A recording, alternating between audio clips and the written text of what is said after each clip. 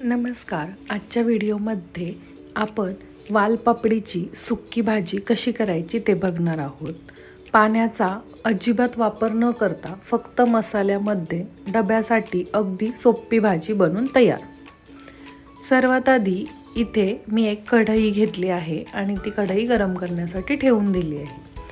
कढई गरम होईपर्यंत एका साईडला मी वालपापडी चांगली 2 ते 3 वेळा धुवून घेतली होती.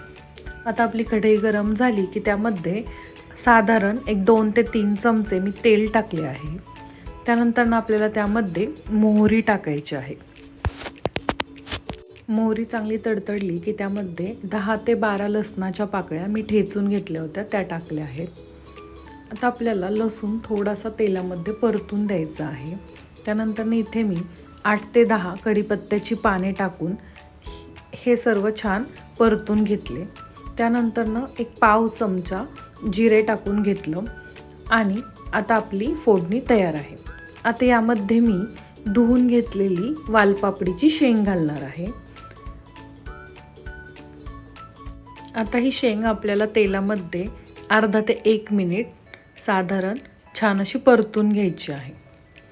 शेंग थोडीशी परतून घेतली की आपल्याला त्यावरती झाकण ठेवून द्यायचं आहे आणि एकदम बारीक गॅसवरती 10 मिनिट आपण ही पाणी न घालता शिजवून घेणार आहोत. वालपापडीची शेंग करताना शक्यतो पाण्याचा वापर करायचा नाही. पाण्याचा वापर केल्यामुळे ह्याची टेस्ट थोडीशी चेंज होते. तेलातच ही भाजी करायची, त्यामुळे भाजीची चव अगदी सुंदर लागते. आता एक वाफ मी येऊन दिली होती. साधारण 3 ते 4 मिनिट मी बारीक गॅसवरती हे परतून घेतलं. आता परत एकदा झाकण काढून आपण ही शेंग छान अशी परतून घेणार आहोत. मध्ये मध्ये शेंग परतत राहायची म्हणजे ती खाली चिकटत नाही किंवा करपत नाही. आता पुन्हा आपण झाकण ठेवून 3 ते 4 मिनिट पुन्हा दुसरी वाफ देणार आहोत. अशा पद्धतीने आपण 3 ते 4 वाफ द्यायच्या. ही शेंग शक्यतो 10 ते 15 मिनिटांमध्ये व्यवस्थित शिजली जाते. अशा पद्धतीने मी 3 ते 4 वाफ देऊन आपली वालपापडीची शेंग इथे व्यवस्थित शिजलेली आहे. आता आपण यामध्ये चवीनुसार मीठ घालून घेणार आहोत.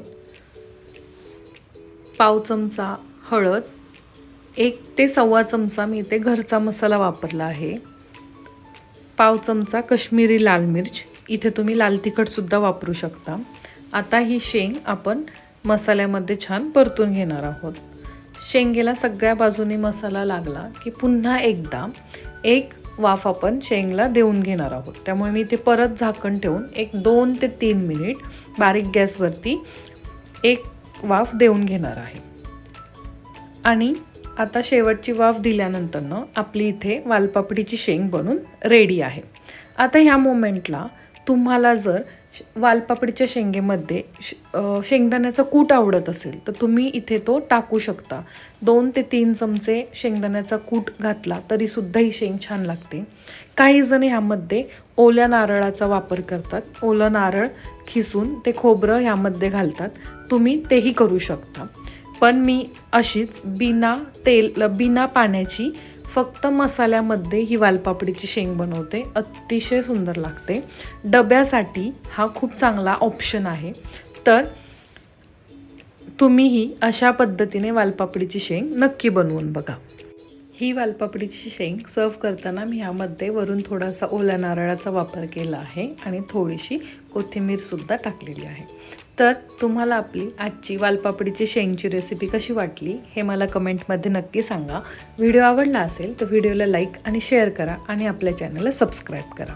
तोपर्यंत खा, प्या आणि मस्त रहा. धन्यवाद.